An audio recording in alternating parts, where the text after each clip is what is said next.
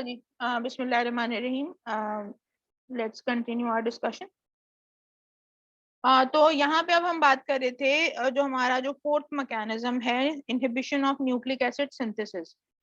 ये जो थोड़ा सा मैकेनिज्म है, ये इस तरह से है कि जो डीएनए की जो सिंथेसिस हो रही होती है, आई गेस मुझे 2 मिनट दीजिएगा, मैं रिकॉर्डिंग रोक रही हूँ। No issue. ओके ओके सही। तो हम बात कर रहे थे जहाँ पे वीडियो, मैं खाली हम वीडियो से दोबारा स्टार्ट कर लेते हैं इसको। आपको मैं दोबारा वीडियो दिखा देती हूँ।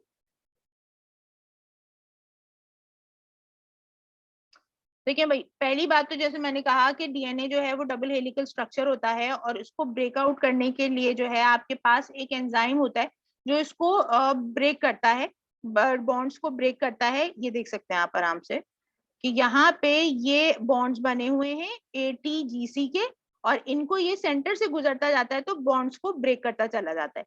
अब जब ये बॉन्ड्स ब्रेक हो जाते हैं तो उसके बाद क्या होता है कि एडिशन शुरू हो जाती है आपके न्यूक्लियोटाइड्स की, जिसके नतीजे में फर्दर जो डीएनए की जो डबल हेलिकल का स्ट्रक्चर फॉर्मेशन है वो रुक जाता है। ठीक है, ये एंजाइम जो है ये डीएनए पॉलीमरेज है 3, जो कि आपकी चेन इलोंगेशन का प्रोसेस करा रहे हैं। अब ये प्रोसेस दोनों साइड पे हो रहा होता है, यानी दूसरी चेन की का एक लेफ्ट टू राइट चल रहा होता है फॉर्मेशन, और दूसरे में राइट टू लेफ्ट चल रहा होता है। अच्छा, अब ये जो चीज है ये रेप्लिकेशन फॉर्क है, जिसमें आप देख सकते हैं इधर साइड पे जो है वो डीएनए की सिंथेसिस हो रही है और उसकी फॉर्मेशन होती चली जा रही है। ठीक है, इसको रेप्लिकेशन बबल भी कहा जाता है। यहाँ तक अगर आपको बात क्लियर हो गई तो हम आगे चलते हैं। और फिर ये बता रही हूँ मैं आपको, ये वाला पोर्शन जो है मैंने बात बात की थी कि हमारे पास 4 स्टेप्स में डीएनए फॉर्मेशन हो रही होती है। पहला रेप्लिकेशन फॉर्क का बनना, जिसके लिए डीएनए हेलिकेज एंजाइम काम कर रहा होता है। सेकंड नंबर पे आपके पास प्राइमर फॉर्म होता है, यानी डीएनए बनने के लिए पहले प्राइमर जो है वो आरएनए का डलेगा, और उसके बाद फिर वो सीक्वेंस कंटिन्यू होता है डीएनए पॉलीमरेज के थ्रू, जो कि फिर चेन इलोंगेशन कराता है in the form of DNA.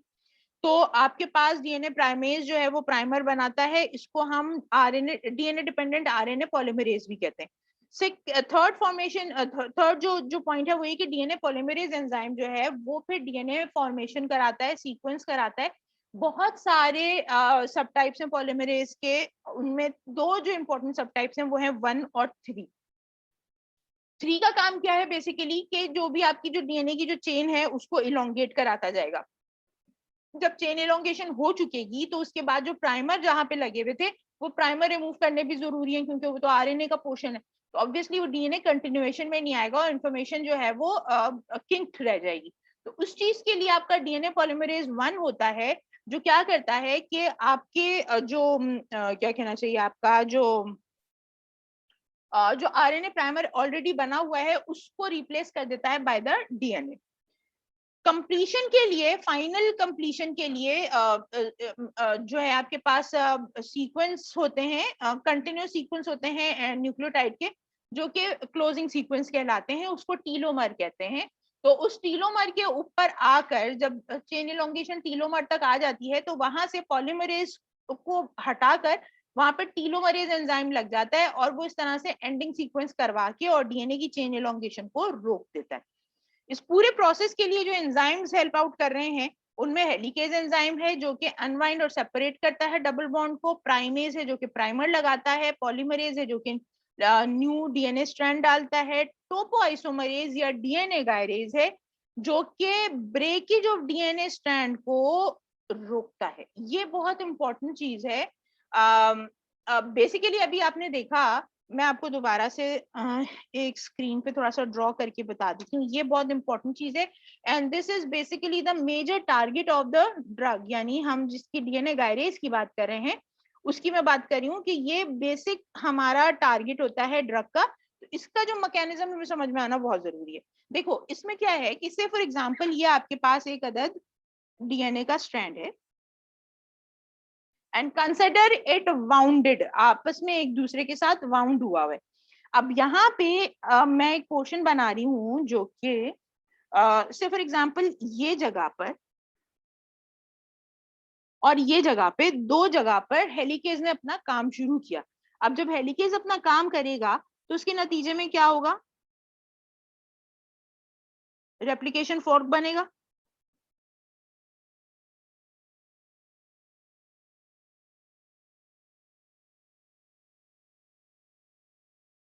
ऐसा ही है, बताते जाओ बेटा मुझे, आप लोग मौजूद हो मेरे साथ या नहीं? Yes ma'am, yes ma'am. ठीक है।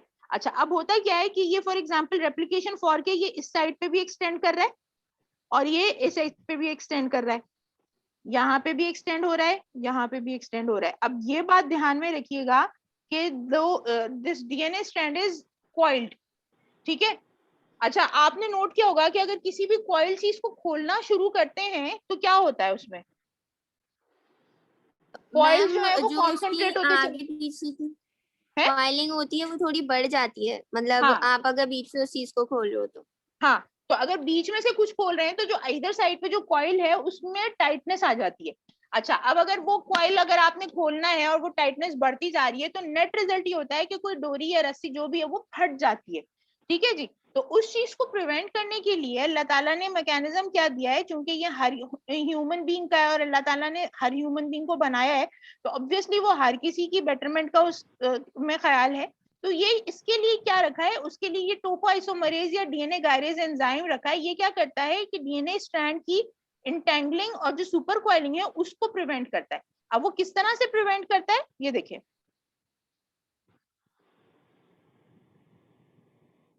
वो इस तरह से प्रिवेंट करता है कि यहाँ पे से फॉर एग्जांपल सुपर कॉइलिंग हो गई है इस जगह पे, ठीक है।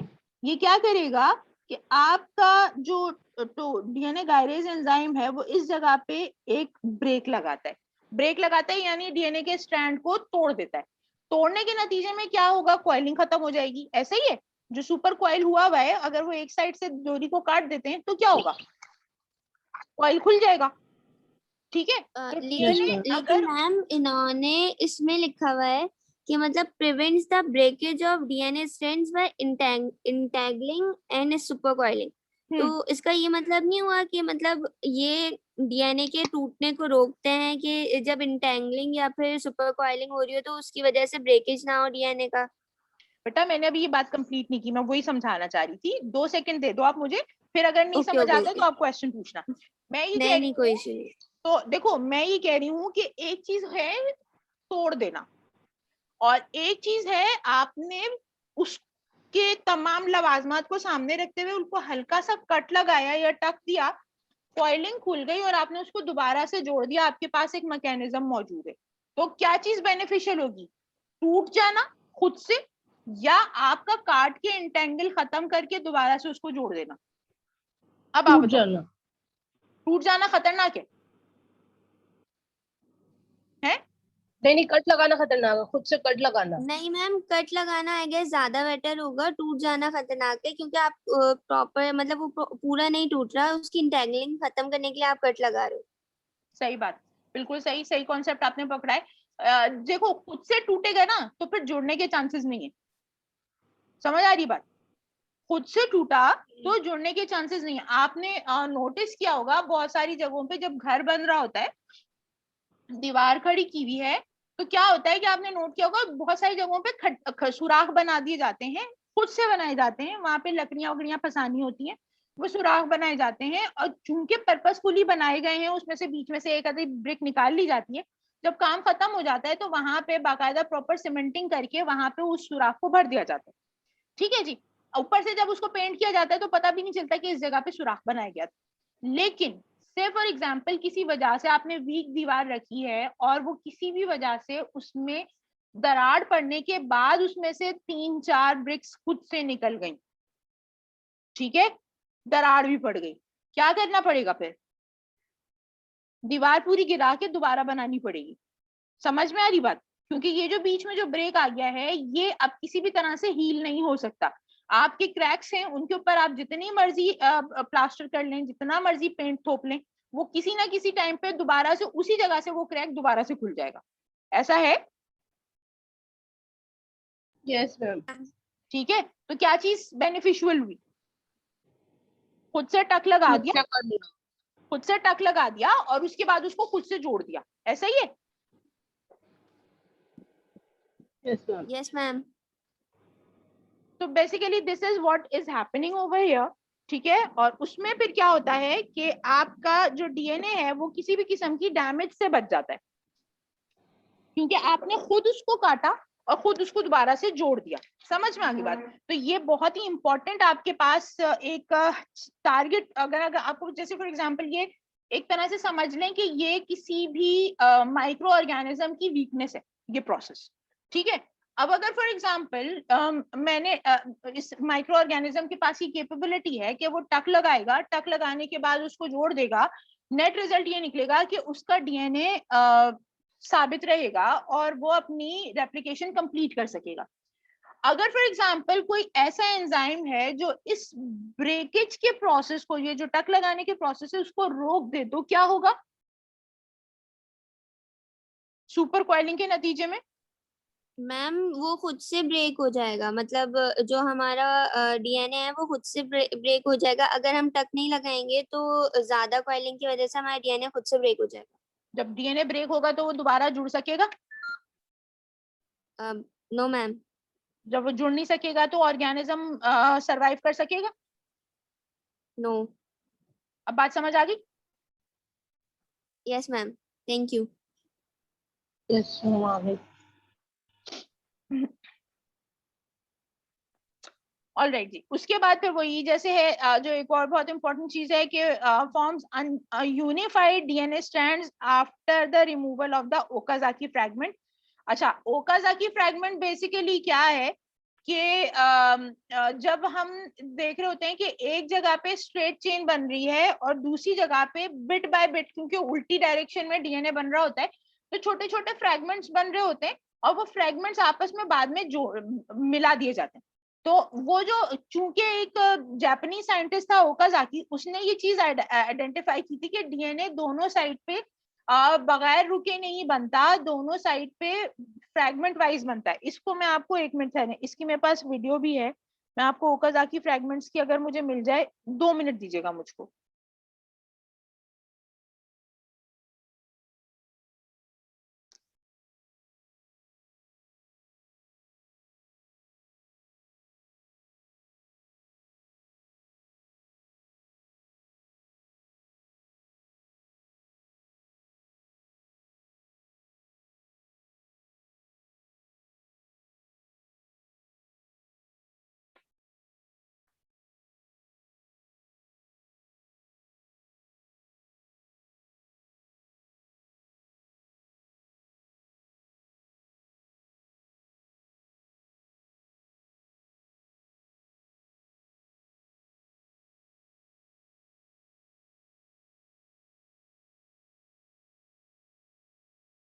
हाँ जी, ये एक मैं नई वीडियो आपके साथ शेयर कर रही हूँ, स्क्रीन दिख जाए तो मुझे बताइएगा।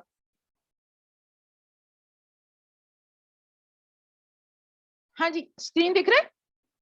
Yes ma'am. ओके। अच्छा, अब यहाँ पे ये देख लें, ये थोड़ा सा डिटेल प्रोसेस है। ये आपका न्यूक्लियस है, न्यूक्लियस के अंदर ये न्यूक्लियर पोर्स हैं, जो कि आपका जो न्यूक्लियस होता है उसके और साइटोप्लाज्म के दरमियान में कम्युनिकेशन होते हैं। अब यहाँ पे आप देख सकते हैं ये डीएनए का डबल हेलिकल स्ट्रक्चर है और ये इसके साथ आपके पास हेलिकेज एंजाइम है जो कि हेलिक्स को खोलेगा।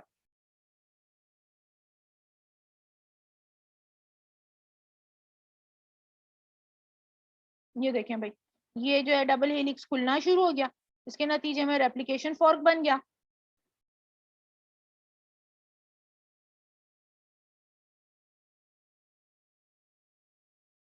अच्छा जी, इसके बाद जो चीज मैं, हाँ, अच्छा यहाँ पे देखें, अब ये क्या होता है कि एक और भी चीज होती है कि ये ना प्रोटीन्स होते हैं, ये डीएनए के हेलिक्स को दोबारा से आपस में कंटिन्यू नहीं करने देते, इसको single stranded DNA binding protein कहते हैं। ये उस वक्त तक लगा रहता है जब तक कि इसके ऊपर दोबारा से वो शुरू ना हो जाए, क्या कहते हैं, सिंथेसिस शुरू ना हो जाए। अब यहाँ पे अब आप देख सकते हैं कि ये जो है डीएनए पॉलीमरेज जो है वो क्या कर रहा है, ये नई चेन फॉर्मेशन कर रहा है। जो इंपॉर्टेंट चीज है जो ओकाजाकी फ्रैगमेंट में आपको बताना चाह रही हूँ वो शायद इसी वीडियो के अंदर था, लेकिन इनकी जरा सी नरेशन ज्यादा है, वीडियो बहुत कम दिखाते हैं ये, तो मैंने कहा कि मैं हाँ, ये देखिए ये नया डीएनए बन रहा है, 5 प्राइम से 3 प्राइम पोजीशन के अंदर ये डीएनए बनता चला जा रहा है। अच्छा, ये देखें, ये इंपॉर्टेंट चीज होती है, ये लीडिंग स्ट्रैंड है, यानी जैसे जैसे डीएनए हेलिकेज जो है वो आगे बढ़ता जा रहा है, पीछे से ये स्ट्रैंड कंटिन्यू कर रहा है और उसके बाद जो है ये उसको बनाता चला जा रहा है, डीएनए पॉलीमरेज 3 इसको बना रहा है। इसकी जो आगे जो सीक्वेंस है जो इम्पोर्टेंट है वो ये है, ये देखें ये लीडिंग स्ट्रैंड बनता चला जा रहा है। अब यहाँ पे अगर आप देखें तो ये लैगिंग स्ट्रैंड है, यानी डीएनए हेलिकेज आगे चला गया, बीच में अच्छा खासा सीक्वेंस बनेगा तो मतलब सीक्वेंस में सेपरेशन होगी तो फिर डीएनए स्ट्रैंड डल सकेगा। तो इसलिए क्या होता है कि ये जो है ना बिट बाय बिट बनता है, छोटे छोटे पोर्शंस में बनता है।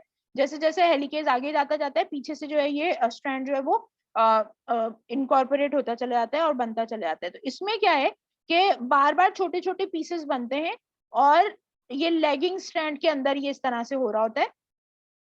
ठीक है, ये आगे बढ़ रहा है, ये पीछे की जगह खाली है, ये काफी अच्छा, ये देखिए लीडिंग स्ट्रैंड साथ साथ बनाता जा रहा है, जैसे जैसे हेलिकेज खुलता जा रहा है वैसे वैसे लीडिंग स्ट्रैंड जो है वो साथ साथ बना रहे हैं। लेकिन यहाँ पे उल्टे चूंकि 5' से 3' चलना है तो थोड़ी सी जगह जब बन जाएगी, खुल जाएगी, तो उसके बाद जाके जो है ये स्ट्रैंड जो है वो डलेगा।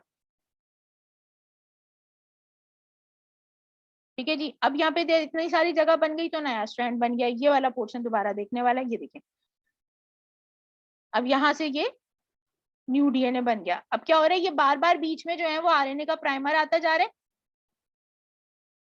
और फिर नया जो स्ट्रैंड है वो बनता चला जा रहा है।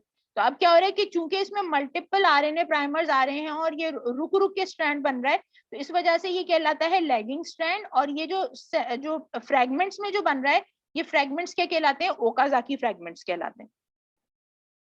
फिर पॉलीमरेज 1 आता है और यहाँ पे जो भी आरएनए होता है उसको ये खत्म करेगा।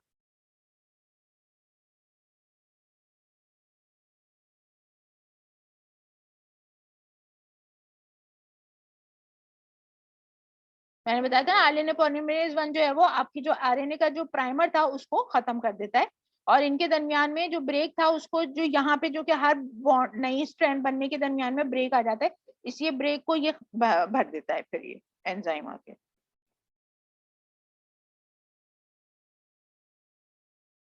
इस एंजाइम को डीएनए लाइगेज कहते हैं, जो कि जो इलोंगेटेड चेन होती है इसको देख रहा होता है। तो ये देखें ये ओका लैगिंग स्ट्रैंड है जिसमें ओकाजाकी फ्रैगमेंट्स बन रहे होते हैं। ये रेप्लिकेटेड डीएनए दोबारा नया कॉइलिंग हो गई, ये कंटिन्यूस रेप्लिकेशन हो रही है, जैसे जैसे रेप्लिकेशन फॉर्क आगे बढ़ता जा रहा है साथ साथ कंटिन्यूएशन हो रही है। तो ये लीडिंग स्ट्रैंड कहलाता है, जो पीछे रुक रुक के हो रही है रेप्लिकेशन, इसको हम लैगिंग स्ट्रैंड कहते हैं, जिसके अंदर फ्रैगमेंट्स में बन रहा होता है डीएनए और वो फ्रैगमेंट्स ओकाजाकी फ्रैगमेंट्स कहलाते हैं। कोई क्वेश्चन यहाँ तक? No ma'am. मैम एक चीज ये बताएं कि इसमें जो है, इसमें इन्होंने ये लिखा हुआ है कि unified DNA strands after the removal of Okazaki fragment, लेकिन जो वीडियो है उसमें उन्होंने ओकाजाकी फ्रैगमेंट्स के ही मतलब स्ट्रैंड्स बना दिए। तो मतलब रिमूवल प्रॉपर रिमूवल नहीं होगा, लेकिन जो हमारे फ्रैगमेंट्स है उन्हीं का स्ट्रैंड बन जाएगा। जी जी जी बिल्कुल, उसको सीक्वेंस में आपस में जोड़ दिया जाएगा। Okay ma'am. ठीक है जी, कोई चीज जो समझ में नहीं आई हो यहाँ तक? अच्छा, अब आपके पास दो जो ड्रग ग्रुप्स हैं जो कि किस तरह से काम कर रहे हैं देखें जी। फ्लोरोक्विनोलोन्स है जो कि डीएनए गायरेज का जो काम है उसको रोक देते हैं। जब डीएनए गायरेज का काम रुकेगा तो नेट रिजल्ट क्या निकलेगा, आप समझ सकते हैं कि स्ट्रैंड्स ब्रेक होंगे और उसके वजह से डीएनए जो है उसकी जो प्रोडक्शन है वो खत्म हो जाएगी। रिफैम्पिन जो है वो क्या कर रहा होता है कि आरएनए पॉलीमरेज जो है उसको इनहिबिट कर देता है, तो प्राइमरी नहीं बनेगा तो ऑब्वियसली आगे डीएनए भी नहीं बन सकेगा। ऐसा ही है, सही बात है ना?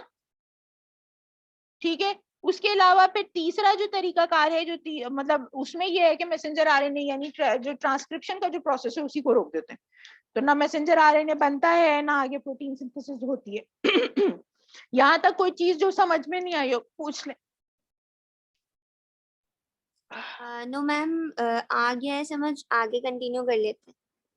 ओके जी, हमारे पास टाइम भी वैसे कम रह गया, 9 मिनट्स रहते हैं तो हम इसको कंप्लीट कर लेते हैं। एंटी मेटाबॉलिक एक्टिविटी जो है इसका मतलब क्या है कि कोई भी जो लिविंग सेल है उसने कोई ना कोई मेटाबॉलिज्म करना है ऑब्वियसली, और उस मेटाबॉलिज्म के नतीजे में ही आगे उसका जो प्रोसेस है वो कंटिन्यू होगा। आपको मेटाबॉलिज्म क्यों कर रहे होते हैं, आपको खुराक की जरूरत होती है, तो वो खुराक आपको कहाँ से मिलेगी, ऑब्वियसली बात है मेटाबॉलिज्म करने के नतीजे में मिलेगी। यहाँ पे एक जो सीक्वेंस है यूजुअली वो ये होता है कि जी पैरामाइनो बेंजोइक एसिड है, डाइहाइड्रोफोलिक एसिड बनता है इससे, फिर टेट्राहाइड्रोफोलिक एसिड बनता है, प्यूरीन, पायरिमिडीन और अमाइनो एसिड्स बनते हैं, प्यूरीन डीएनए बनाता है। तो इस पूरे सीक्वेंस को अगर रोक दिया जाए माइक्रो ऑर्गेनिज्म के अंदर, तो ऑब्वियसली जो मेटाबॉलिज्म का जो प्रोसेस है वो रुक जाएगा, और उस रुकने के नतीजे में क्या होगा, आगे डीएनए के लिए जो आपके जो बिल्डिंग ब्लॉक्स हैं वो नहीं बनेंगे, तो डीएनए की सिंथेसिस हो सकेगी, नहीं हो सकेगी। सही है जी, तो इस तरह से ये जो है वो मैकेनिज्म इसको रोक देता है। Any question? No ma'am. अच्छा, अब आपने करना ये है, मेरा ख्याल है यहाँ पे हम इसको एंड करते हैं, फिर सेशन को 1 मिनट दीजिएगा मुझे।